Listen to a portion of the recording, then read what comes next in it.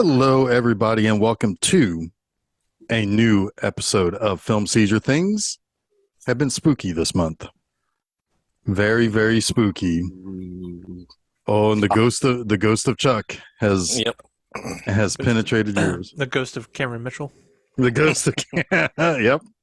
Indeed, he has. Anyway, so yes, I am Jeff Arbuckle, joined as always by my two co-hosts, Jason Oliver. How's it going, Jason? Yo, I'm feeling pretty spoopy. You feeling spoopy? That's good spoopy. Because this is our October finale, which means it's Halloween time. Yeah. And that was Chuck, our other co-host. Chuck, how's it going? Hey, drop the S, and that's how I'm feeling. Poopy. Poopy. No, I'm also feeling spoopy. Lots of horror going on. Yeah. So let's talk a little bit about what this weird episode is, because for however many episodes leading up to this point, we've always talked about a single movie. We did have our 200th movie or episode where we just kind of talked about stuff. It wasn't necessarily that, but that got me thinking, it's like sometimes it's just fun to not be so hyper focused on one thing and be scatterbrained about a bunch of things. And so when we were talking during our vacation and thinking about how we were going to come back in this fall business that we've done, one of the thoughts was every now and then we'll interject in a topical episode or an episode that is more of a topic and not an individual movie, what have you. And so with that, one of the things we thought about was, well, with everything being kind of Halloween-y, and we both, or all three of us, I should say, do a lot of horror watching in the month of October. I think all three of us have kept our consecutive streak alive as far as days that we watched a horror movie. Yeah, I'm pretty sure I've watched two in some days, but yes, it's pretty much daily. Yeah, for me. And Jason, I think you're still on, right? You're still on your streak for the most part. Technically, yes. Sort of, kinda. Yeah, we've all watched a lot, though. I've definitely watched more than there are days in the month. Let's just say that. Okay, so like a squirrel, you've stashed some. I stashed some nuts. Yeah. Yeah, there you go. Very good. Very good. That's pretty squirrely of you, but that's pretty good. All right. So yeah, and so this is going to be one of those episodes where, as we watch a lot of these types of movies, particularly if we watch movies that are very indicative of their time that they came out, and I'm looking at the 80s here. We thought it'd be fun to talk about those things that just recur time and time again in the genre. And so we decided we would have a discussion about horror tropes. Did I do a good job there with explaining it? Yeah. It works for me. Pretty good. And what's kind of funny, and I don't know who's going to go first. I don't know what we're going to talk about first necessarily. What's kind of funny is all of my list basically came from way before October when I was watching horror movies for October for B Movie Enema. So I'll explain those in a bit, or right now.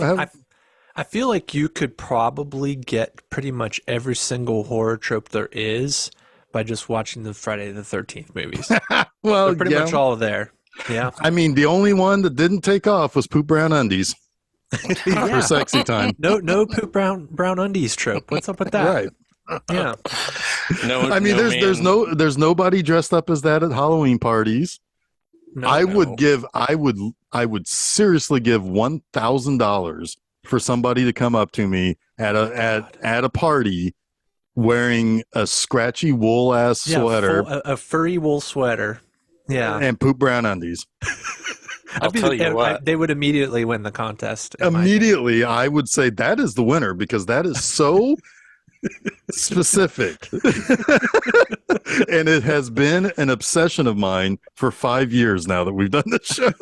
I was going to tell the listeners that, well, anyone who's been with you since episode 1, or technically that's episode 2, right? Well, it's the second. It was the second trial run, so it's technically episode 10.2. 10.2. All right. Episode 10.2, Jeff talked about the poop brown undies. It has been a chat trope in our chat group since that time. Yes. Constantly brought up. So that and recurring theme. That and adjacent to Jason. Adjacent to Jason, one of my favorite lines. Adjacent to Jason. Yeah, that's a good one. All right. So, well, if we're talking about Friday the 13th, I'll bring up a trope from that movie. I don't know if it originated there, probably originated elsewhere, but it's constant, is the character that falls down. Oh, yes. Oh, God, yes. Yeah, right. And this is probably a pretty common and one that you'll see like everywhere. And it pairs with another trope we'll probably talk about later. But I mean, if there is a moment of cat and mouse in a movie, the mouse trips and falls at some point. Right. Yeah. Sometimes she busts her ankle. Time. Yeah. Sometimes she gets right back up and goes. Sometimes, as seen in The Evil Dead, she gets raped by a tree. Yes. Yeah. Yes. Which is, when I say sometimes, I mean one time. The tree rape trope didn't really take off. No, that one didn't take off either. Yeah. But Sam Raimi was just ahead of his time. He was at the end of the rape trope of the 70s. Sure, He fair just enough. used a tree to do it. Right. He was looking for something fresh. Yeah. Right. Literally something, like alive and growing. Get rooted, lady. Oh, God. Yeah. So, yeah, the falling down one, that's the one that everybody knows, right? Like, even if you're not much of a horror person, you know that at some point there's a chase. The person being chased falls down. And I think most of that has to do with just simply the fact that they want the slow creeping, chase. Yeah. So, which the slow moving killer, that goes back to the, honestly, it goes, I don't know, it probably is before, but the first really common place is with the Mummy movies. Sure. From the 40s. So Karras, he was a slasher killer. So, and I talk a little bit about that later on this year on Monster Mondays. So, and then you have zombie movies, right? I mean, they use Night of the Living Dead and everything that came after for a long while. Yeah. Slow moving killer trope. Well, yeah. And that's the other thing. I think that there is a kind of a corner trope with zombies, right? Because like since Night of the Living Dead, it has been a lot less like the voodoo zombies and a lot more of the undead ghouls. Right. Yeah. So that's one that there's an actual beginning there with that one.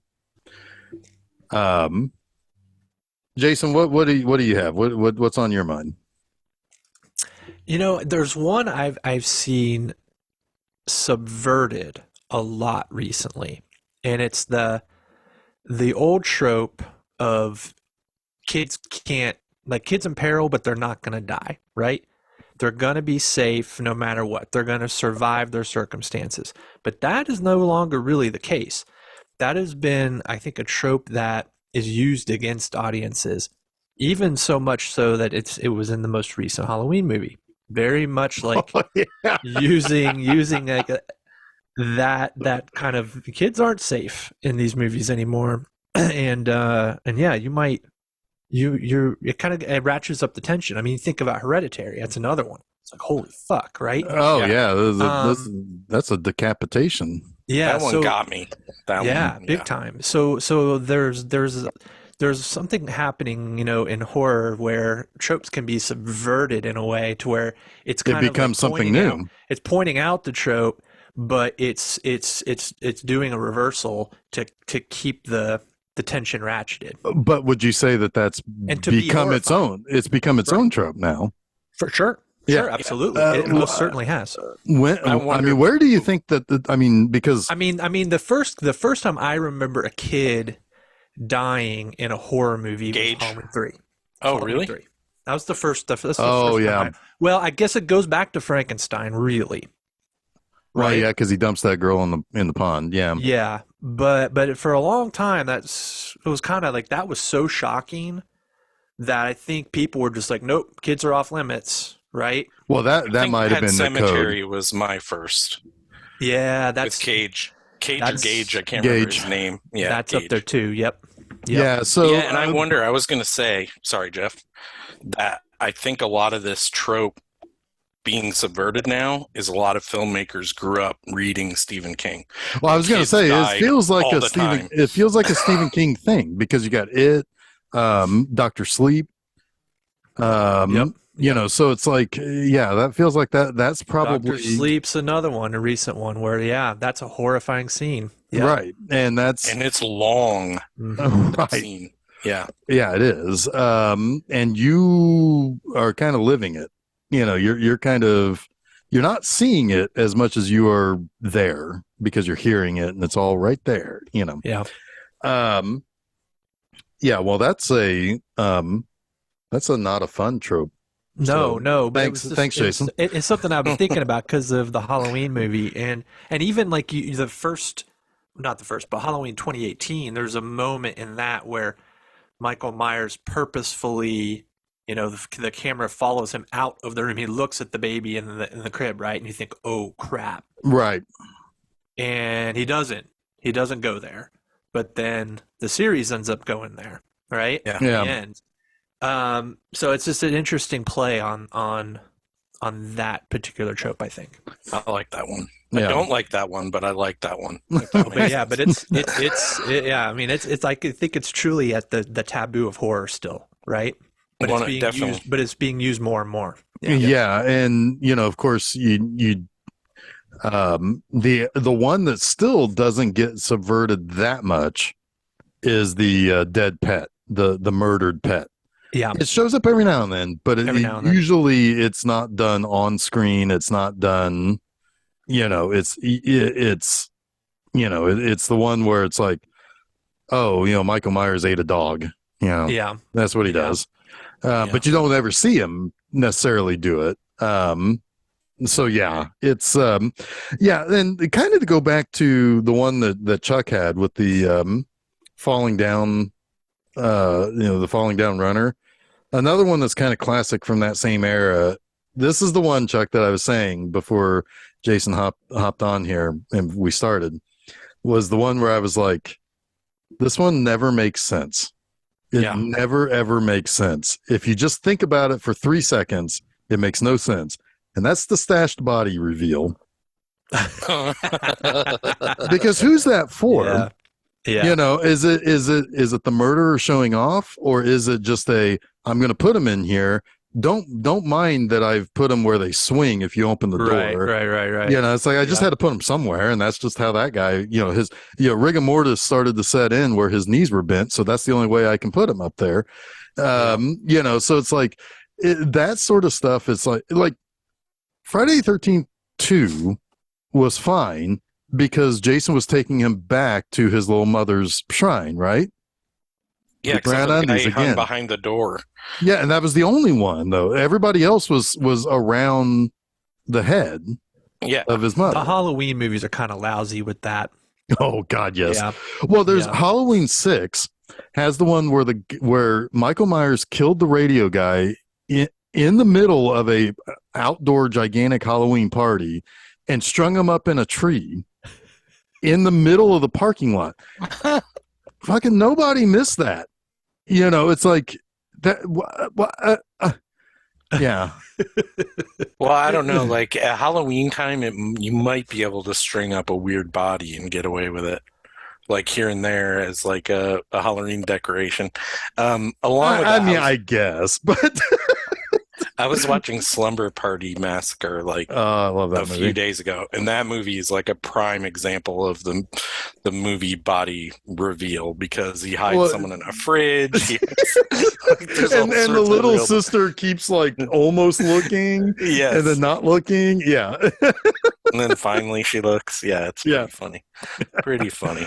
Well, that's a movie though that I feel like it knew the tropes before the tropes happened. Like it was that smart of kind of a comedy horror, Yeah, while it was effective as being both a comedy and a horror. And it just kind of knew what it was doing in advance. yeah, that movie is something else. It really is. I love that movie. Yeah. While we're on kind of the Friday the 13th Halloween stuff, We could spend the next 3 hours on that. there's another really important trope that exists outside of those movies too, but it's really important in those two movies, and that's as Leslie Vernon from Behind the Mask calls it, it's an anchor for your legend, and it's a place, right? Like you've got Camp Crystal Lake for Jason, you've got the Myers house for Michael Myers, right? It's like that thing, that tangible thing that they have to come back to, or if people invade, has to be protected at all costs, right? Right. Yeah. Well, yeah, and Well, that's Vecna's house and Stranger Things, which is well, that's that's a. I mean, that again goes back to the Mummy.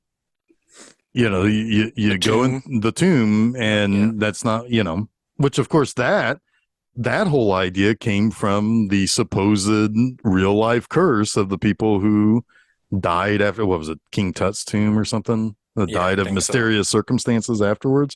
So yeah, but no, that's I mean, that's another good, like Jason has a lot smarter ones than I have written down here. But then again, when I tell you where almost all of mine came from, you'll understand. Well, I think another one I'm thinking about right now is the one that we always joke about when there's an obvious object that is going to come into play later.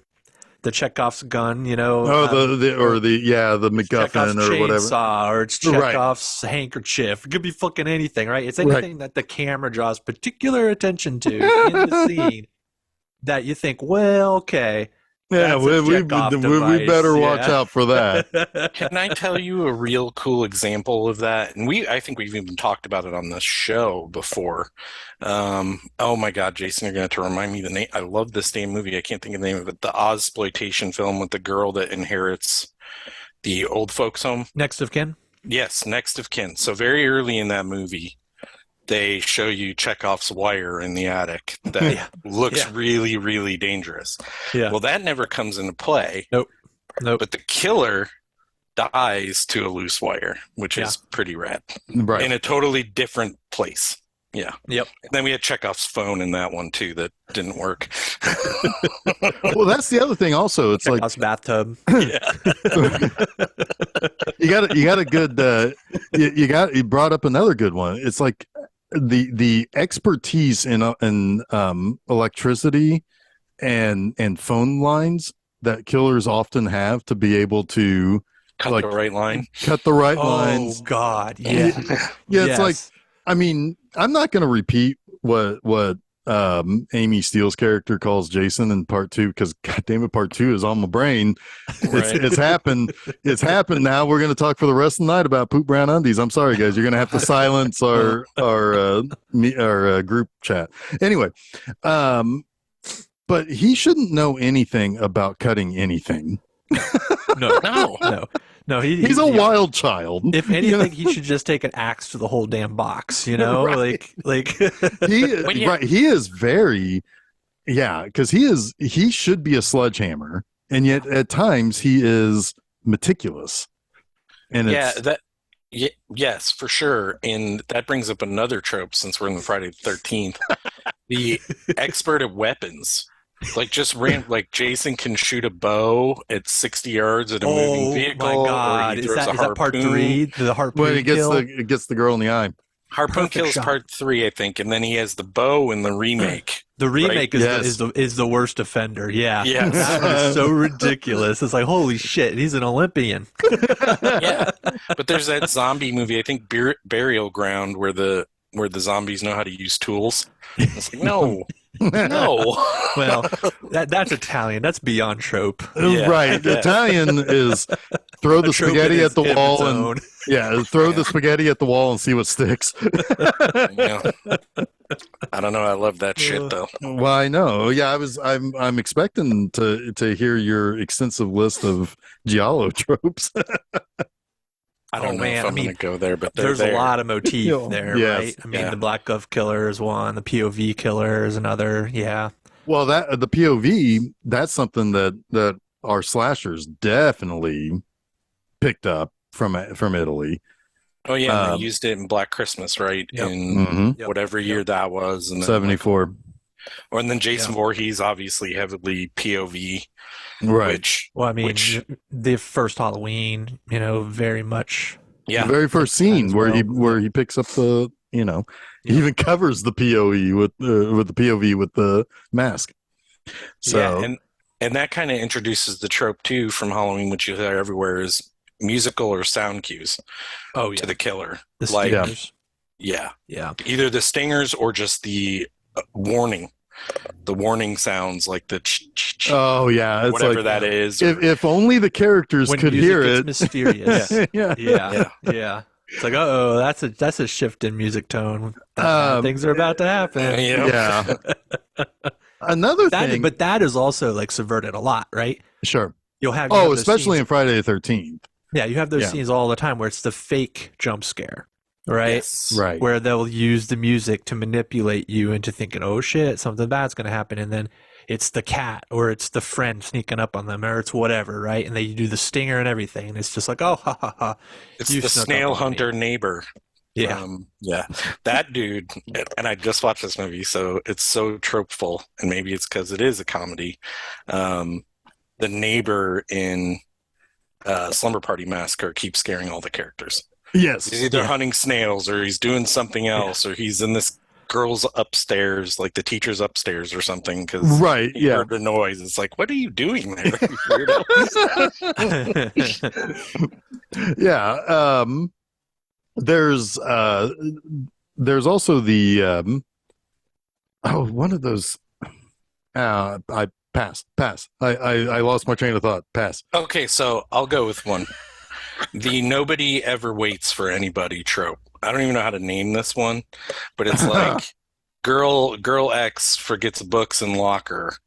Everyone just lets her go by herself. When You're weird shit- you're talking about Brink Stevens from Slumber Party Massacre. maybe, yeah. I mean, but this happens all the time, right? Like I forgot my keys. right. I Or got to go forgot back X. into the school. And I think And everybody else is like, "Fuck off! I'll see you Yeah, later." like all right, go ahead. They're about to lock up in here. That is from Summer Party Massacre. Yeah. But it's yeah, also that's also part of the we all have to split up trope, yes, right? Right. No, you don't. There's no fucking reason you need to split up.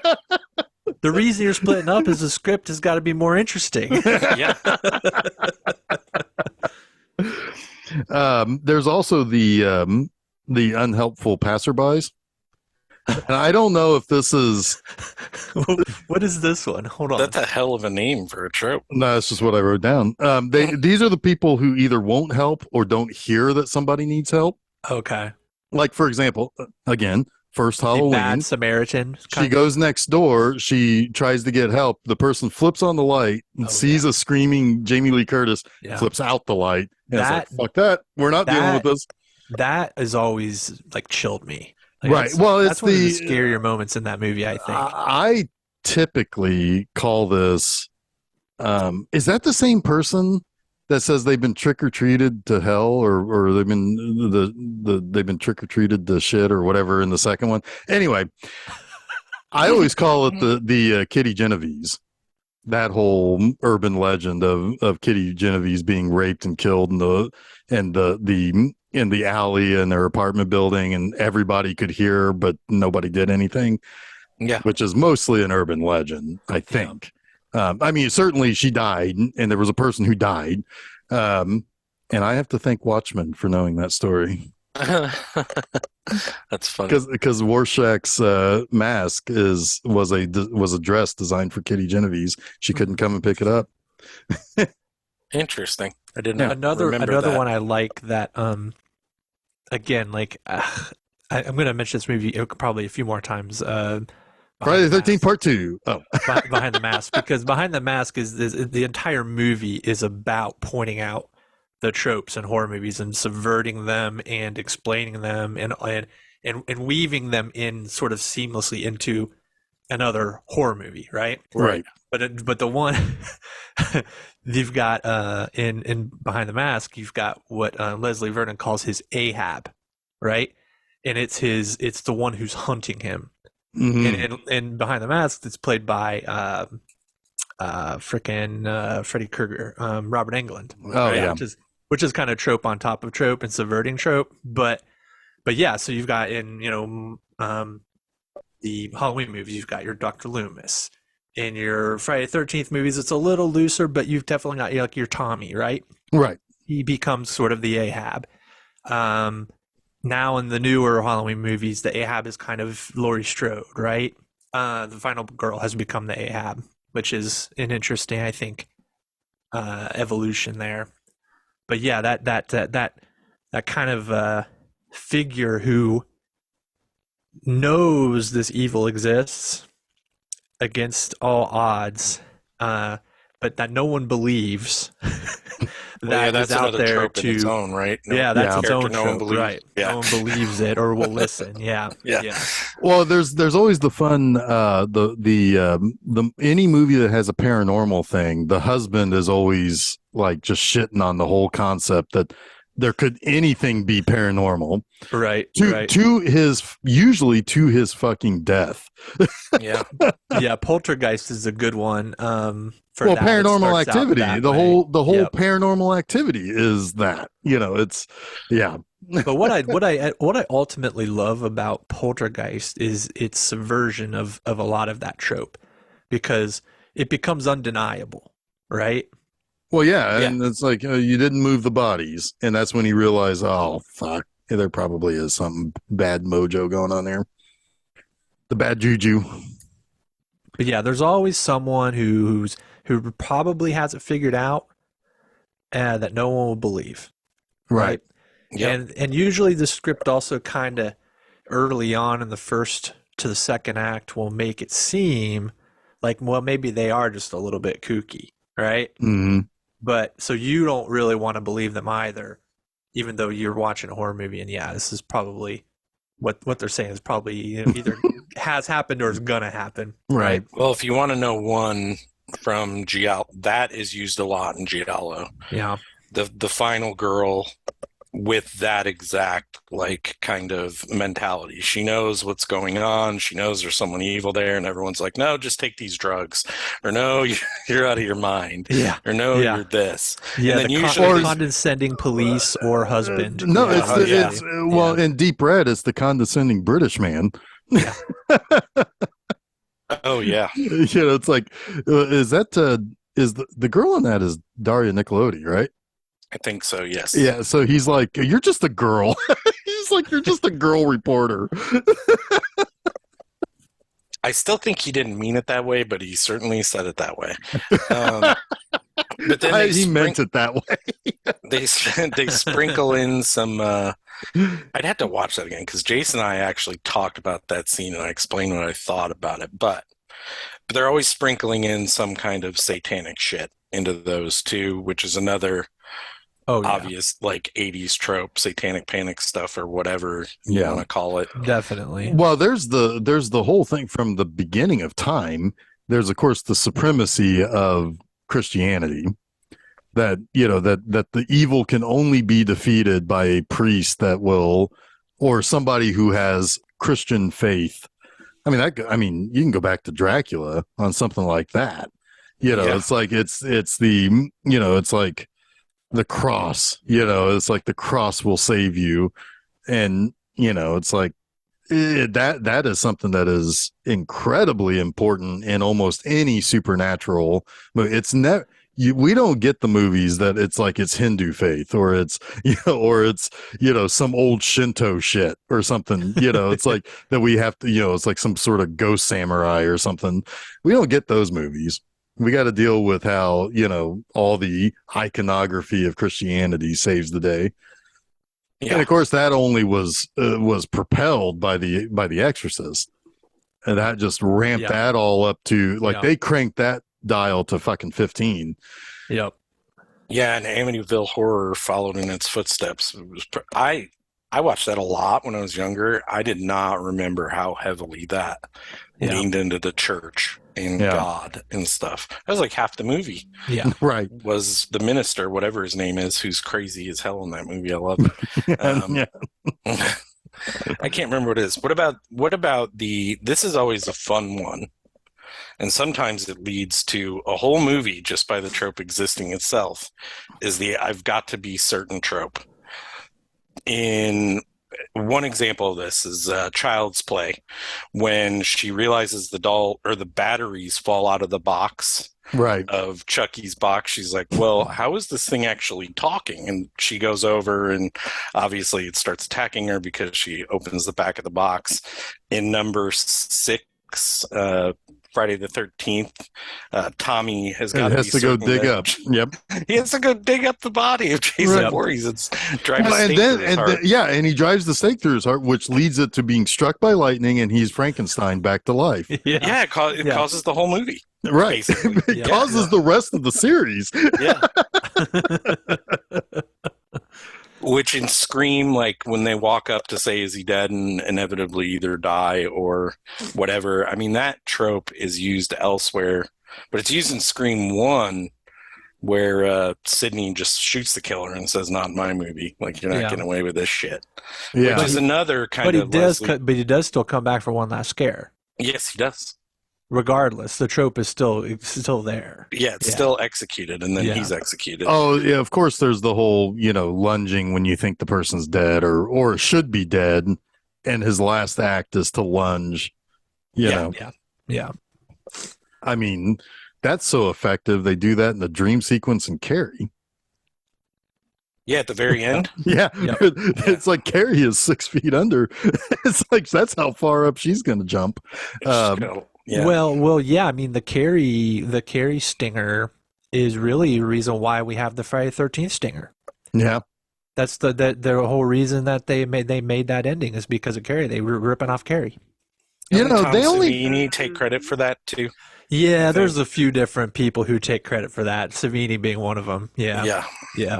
It's funny how they only did that in the first 3 movies where they had the stinger. They didn't do it any other time in that series. Yeah, that's true. Well, I think 4 for the main reason being it was supposed to be the end. Right. Oh yeah. Right? Yeah. The final chapter, the final chapter, the final Friday, the final nightmare ends. That's not going to be the end of anything. The fifth one kind of has a stinger with Tommy jumping out the window, taking the mask. And then he's like behind the door waiting for the girl. Right. Yeah. Yeah. What about? Well, in Halloween 4 used that stinger with Jamie murdering her mom. Yep. That's a good ending. Jamie. Yeah, they totally up at the top of the stairs. They totally flushed that shit down the toilet, didn't they? Yeah, they sure did. Yeah, it's kind of they redo the first scene from the first Halloween, but with the girl, 'cause she's dressed as a clown too. Yep. And Danielle Harris always talks about how like she was ready to be the little killer now, and they just didn't want to do it. They just didn't do it. No. Okay, so here's another one. And this one will cause us to talk about other movies, probably. Not Friday the 13th Part 2 anymore? Yeah, sorry.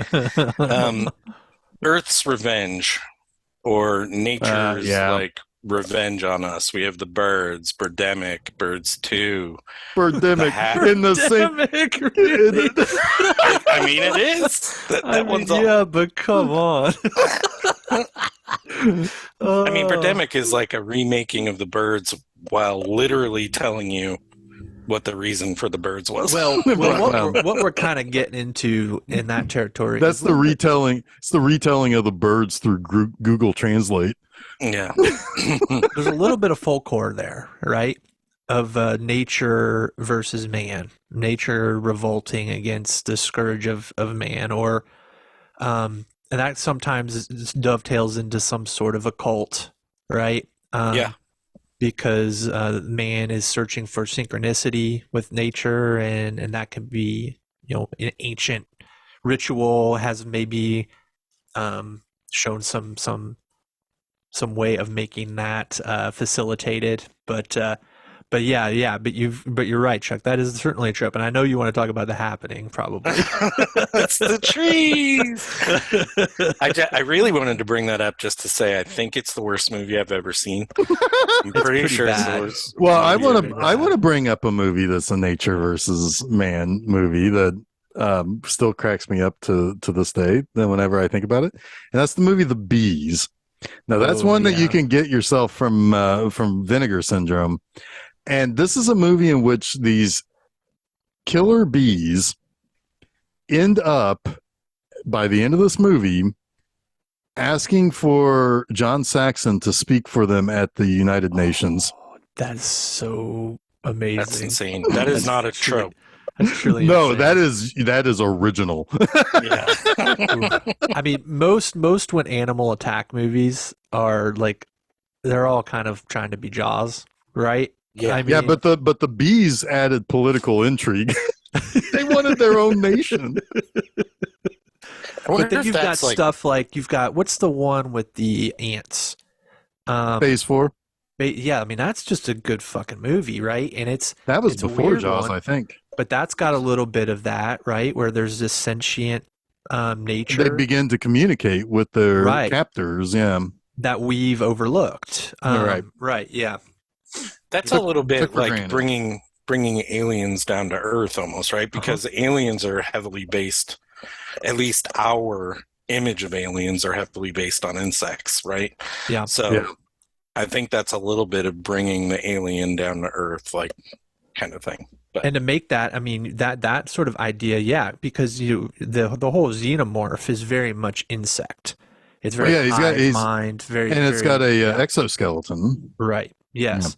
So yeah, there's something scary about an enemy that has a network that is so perfectly in sync, because they don't have to plan, they don't have to they're not fucking each other over for a goddamn percentage, right? The Right, they're famous line socialists. from Aliens. Yeah. They're working in unison, and what they're working in unison to do is to fucking kill you. yeah, Yeah. Well, that's it's scary as hell. well, that's why the Borg are so scary, right? Dude, Yeah. I wanted to get in before Jason stopped and you started, so I can tell everyone you're going to talk about the Borg. Because I knew. Well, goddamn, I those, could those see it in your first, face. those first few episodes with the Borg, those are fucking scary, man. Yeah, they're kind of horror. Yeah, Yeah. even the movie with the Borg was kind of horror. Eventually, they're going to show up on Monster Mondays, guys. I'm telling you. Ooh. They Well, should. they've shown up on B Movie Anima, right? The Borg? No, the bees. Yeah. The bees have shown up. Oh, you're talking about the No. Borg. Sorry. Oh, well, no, She-Borg showed up on B-Movie. The party Borgs, Jeff. Come on. Oh, well, yeah, the Borg, yeah, those guys, but they're not very scary. They're mostly drunk. Yeah. And when one gets drunk, the whole collective goes. Yeah. What else? Who else? I have a couple more that I can bring up, but does anyone else have another one? Well, do you want? Well, I can go ahead and bring up. These are all mostly kind of Halloween related in a lot of ways. I can talk about the rest of mine because they all showed up in almost every single movie I covered in October on B Movie. That would definitely make them a trope. Yeah. So, okay. Let me preface this by saying there are 6 things that happened or are happening at B Movie Anima in October. October is big. It's kind of the anniversary month of B Movie Anima. It's, it's like there's an endless pit of horror to talk about that is worthy of B Movie Anima's attention. And the movies that I covered The first one was Boo! A Medea Halloween, Oh, oof.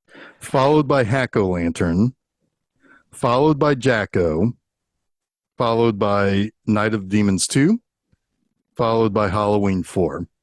And even in there, there's also an episode of B Movie Enema, the series, that is Trick or Treats, an old early 80s slasher comedy, sort of. It's more comedy than it is horror. But anyway, these things all showed up in all of these movies, almost all of these movies. A lot of these showed up in all the movies. A couple of them didn't quite make it to all of these movies, but I wrote them down because I couldn't fucking believe it, how close these movies are. Now, first of all, obviously the theme of all of them is Halloween, right? You know, so it's like, first of all, you've already got one big overarching trope of the horror movie that happens on Halloween. Yeah. Which is 100% dates back to Halloween. You know, it's like I don't know, outside of like It's the Great Pumpkin, Charlie Brown, I don't know if anybody really ever focused anything specifically on Halloween before Halloween, but I could be wrong. Anyway, the first thing that came up in almost all of these is what I like to call the never-ending Halloween. Because the activity in the movie that takes place on Halloween is like 72 hours of time. Or like they go out, or like everything starts like when they go out trick-or-treating. And like there's so much more story that happens to the point where it's like, what time did Should it get? be November 3rd. Right. Or it's like, you know, it's like, did it get dark at 2:30 p.m.? Because there's a lot of movie happening here, and there's no way this is happening within 5 hours or whatever. You know, it's like, there's no way. It's like, this is, so the never ending Halloween that appeared in Boo! A Medea Halloween. Hack-O-Lantern was a pretty long Halloween. I wouldn't necessarily say it was a never ending Halloween, but it was pretty long. Jacko was pretty never ending. Trick or Treats was pretty never ending. Night of the Demons 2 was like a day lasted a week in that. And then Halloween 4, most of the movie takes place at night, but there's no way that everything fits in one night. Like Michael Myers should go back to sleep like halfway through. He's done. It's like it's November 1st. He's done. He's got to go back to sleep.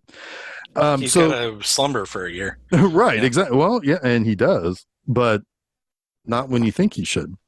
Right. Now, one that actually connects to that also is most of these movies, Boo, Hack-O-Lantern, Jacko, and Night of the Demons 2 all had a Halloween party that was planned, set up, and carried out in the one never-ending Halloween day. Like Hack-O-Lantern, Hack-O-Lantern, half the movie is people setting up the Halloween party that's going to happen that night. And it's an expansive Halloween party. They have a stripper come to this Halloween party. It's a big deal. Like a fun Halloween party, man. I don't know, man. It was like I was using my sarcastic voice. Oh, I was gonna say it was like a 43-year-old stripper. I mean, anyway. Trick or Teats. Anyway, so then they had but then there's like a whole bunch of the movie that takes place at the party, which then that's the other thing. It's like only adults really celebrate Halloween in a lot of these movies. Like they're going to a party while the kids like maybe don't even go trick-or-treating. Like they have a babysitter come over, they don't go trick-or-treating, and then the parents are off at a party or something. Yeah, I mean that happens in Halloween, it happens in Halloween Ends, it happens in lots of movies that way. Right. Yeah. It's like people aren't like the kids don't really go trick-or-treating that much. Well, to take that to kind of the next level, you know, the never-ending night is that most horror happens at night, right? Well, sure, but I mean, that's a trope in and of itself. Is that you know, there's very few horror movies out there that take place in the daytime. There are some, and they're usually pretty fun because they're a little bit novel. Right. But that's typically not the case because night is spooky. Yeah, I Right. can't remember what I watched a year ago that I was like, is this like the only daytime horror movie ever? And Well, then there's Jason, there's you a were like, few. there's a couple others. I mean, there's quite a few. I mean, Yeah. I could think of Midsummer, Jaws, and Wicker Man like right off the top of my head, right? I think Midsummer was the one I watched that I was like, this is probably the most effective kind of daytime horror I've seen, Right. at least in a Yeah. long while. Yeah. Right. And, it's like, I mean, obviously, it's like that's our innate fear of darkness, right? But like, Right. it's one of those things where it's like it almost lulls you into believing that Halloween happens always on a weekend and not like on whatever day the 31st. Like, because Yeah, it's not just on like a normal school night. right, it's like guys, this is a Monday night. You guys got to go back to school tomorrow. All the parents are hiring babysitters because they're going to Halloween parties. Right, and it's like they got to work tomorrow. Yeah. They ain't going out to a party and getting smashed. It's like there's no way. But I do also find it funny that each of these movies also played with the idea of like the sexy Halloween costume, which of course is a real life trope now, right? But it's like even to the point where things stop dead in its tracks to make sure to point out the sexiness of a Halloween costume. That's not really necessarily a try. It was just something else. I was like, this seems awfully familiar here. Yeah. And this one's not necessarily a Halloween trope, but it is something that shows up in a lot of these types of movies. The comic relief character that you cannot wait to die. Oh yeah. Oh yeah. Sometimes there's like, for example, Hack-O-Lantern has a really good like friend character to the sister who is likable, and she just wants to meet a guy and have sex on a grave site, and she does with her friend's brother, and then she even goes to show her where they fucked. But it's like she's the likable friend usually dies early. Well, she didn't die early, but she did die, and it was like, oh, bummer. And the really annoying person usually lasts way too long. Yeah. Oh God, yes. So because you're anticipating their death, right? Right. So in Hack-O-Lantern, there's a guy who gives a whole stand-up routine outside to a bunch of people who feel totally trapped. They're not laughing sincerely. They're like, oh God, we just came out here to smoke a cigarette and this fucker is talking to us. And it's just the worst. It's just the worst. And he never dies, and he's never seen again. He was never seen before that moment. He was never seen after that moment. And I could not wait for the devil mask guy to come along and kill him. And he didn't. And I was pissed. But those comic relief characters need to go fast in my book. Not all of them. The stoners are usually pretty good. Well, stoners are fine. Like the best one is Cabin in the Woods. Stoners usually die early though. Well, sure, but not in Cabin in the Woods. Comic relief too, though. Yeah, and usually. you can have a good one there. Like I didn't want to see the one, the guy with the imaginary computer in Friday the 13th 4 die, yet he did. Yeah, well, and he stuck around for a bit. Though, Cabin in the Woods, though, is a subversion of tropes by telling you all the tropes. So when the stoner lives forever, it's that fucked up Sigourney Weaver's plan. Yeah. Yeah, of course, and it's because his weed is making him immune to the mind altering drug. Is that what it is? Yeah, because you've got the Chris Hemsworth character in that, right? Who's the jock, but he's actually really fucking smart. But he does incredibly stupid things. But the neurotoxin makes him progressively dumber. Right. It turned him into Chris Hemsworth. He's got to fit into that box. Yeah. Well, and then of course his girlfriend, it was in her hair dye. Yeah. That made her stupid and slutty. Yeah. Yes, and slutty. Yeah, exactly. Which is funny because that movie is certainly making a commentary on the fact that these caricatures don't really exist, but they have to exist in this movie world, right? Right. Yes. Well, they have to exist because the monsters exist. And this is how we defeat them. Right. Yep. And that also brings up another kind of more recent trope, and I think it really began with Scream, which is the one character who knows all of the horror history. Yeah. Well, that used to not be a thing, right? Yeah, you're right. Because before it was sort of frustrating. Because right, it's like, motherfucker, have you not seen a horror movie? right, Horror movies not exist in your world, right? right. But now everyone is very hyper meta about that. Yeah, it's always like they're commenting on things they're doing as maybe not the smart thing to do, but sometimes they end up doing them anyway. Yep. Right, right. Which is hit or And miss, generally, it's honestly. the splitting up thing is the Right. thing that always happens, but is also sometimes commented on by one or two Or people. the big-breasted woman who should be running out the door but runs up the stairs instead, and then she does it in Scream. Like Right, right. It's Right. perfect. yeah. But there's also like the falling down trope. There's something kind of as overdone as that is, it still sometimes rings a little bit true, right? You're rushed with adrenaline, you're terrified, you're probably not going to make the best decisions or have the best like control of your motor functions, right?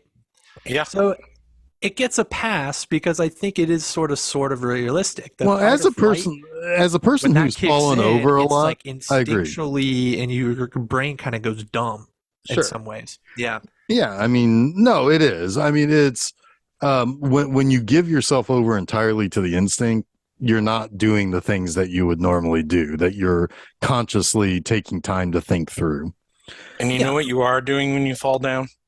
You're making yourself available for the killer that can move at ridiculous rates, even at 2 miles an hour. Yes, Right. yes, Well, yes, no, all yes. all you've done is you've unlocked his warp power, so he Yes. then appears in front of you.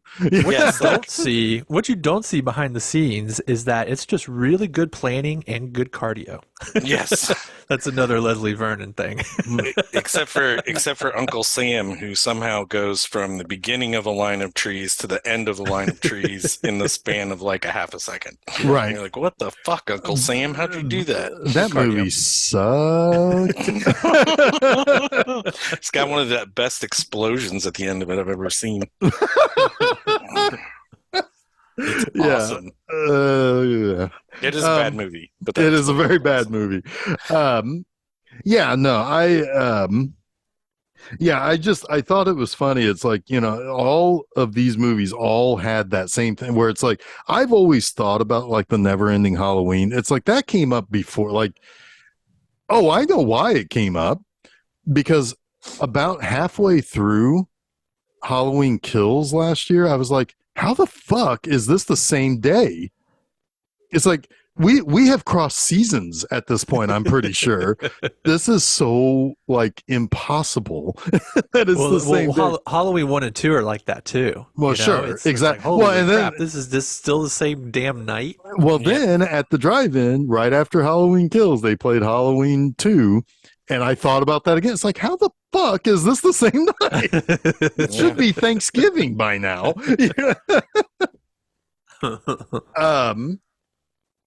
There's also there is one other trope that I recently saw in Chopping Mall that shows up every now and then. That is there's actually a couple of tropes that I can bring up here, or a couple of things that show up in Chopping Mall where it's like, I've seen it in other movies. I'm like, this doesn't make any sense.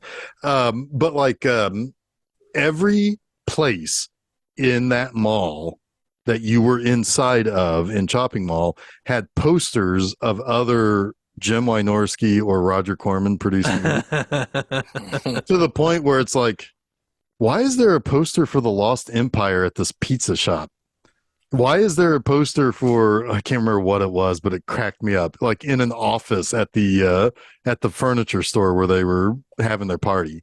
And that was the other thing, is the odd place that people have parties in horror movies. Like, oh, I've got the keys to the store. Let's party. No, I don't want to. No, I don't want to party at your furniture store. my favorite example of the movie posters thing is the movie Sundown, The Vampire in Retreat. It's a Vestron picture, right? And Okay. in one of the kids' rooms, in that he has a poster for a movie that Vestron hadn't even made yet, and in fact would never make. Ken Russell's Dracula. Yes.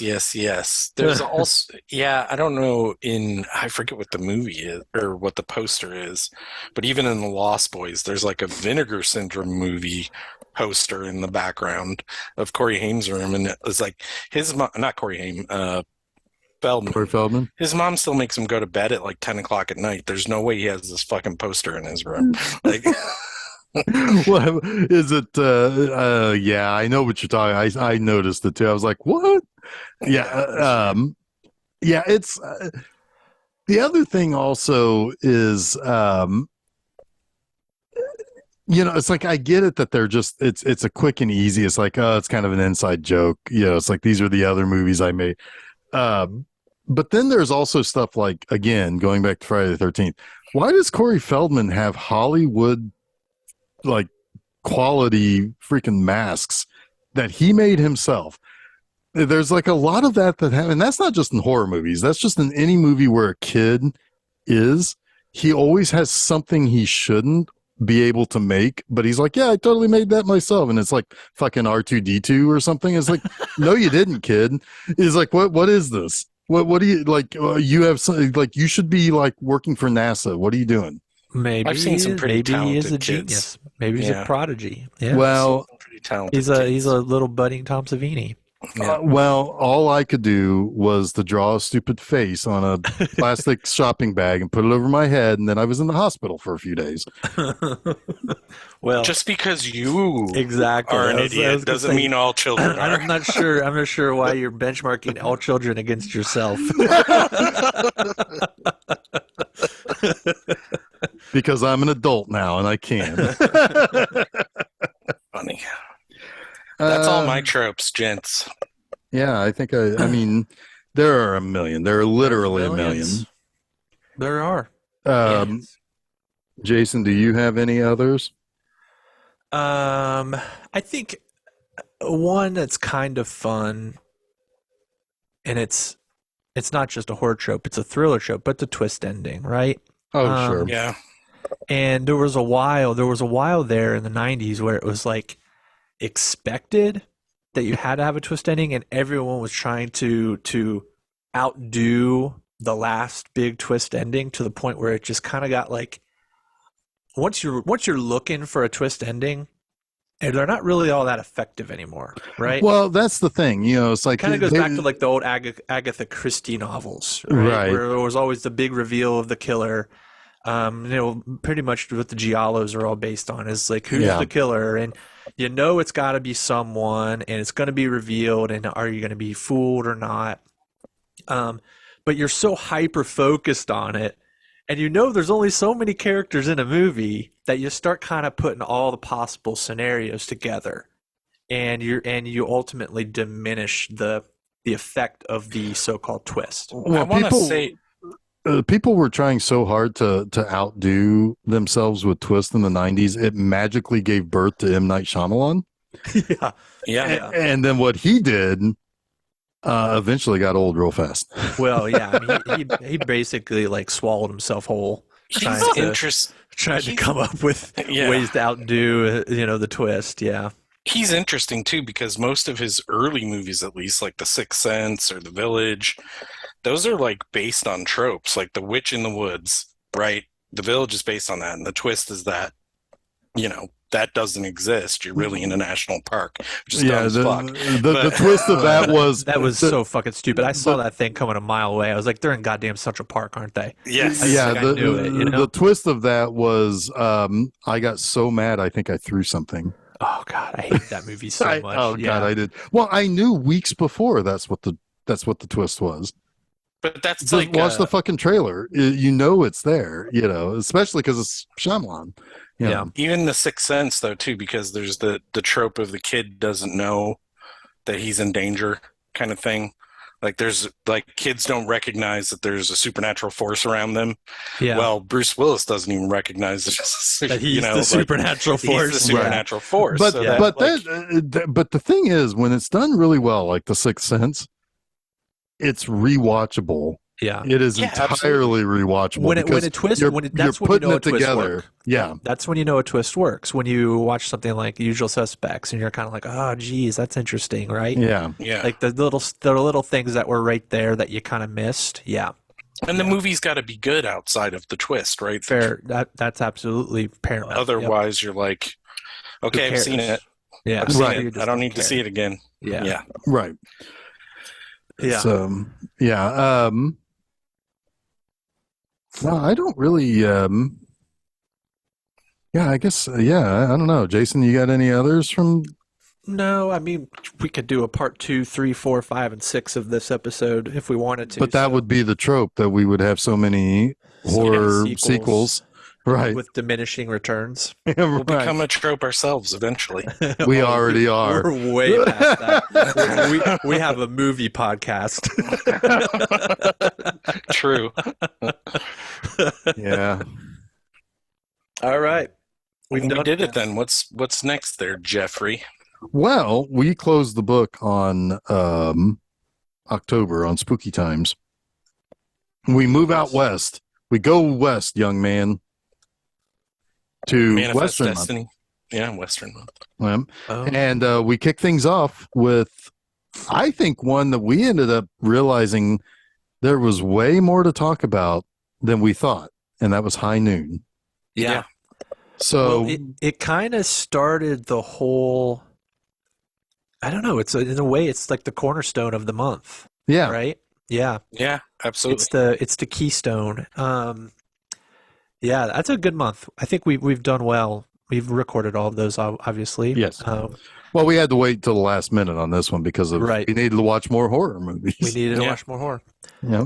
But yeah, enjoy Western month. Yes. So It's fun. yeah, so that is November 2nd.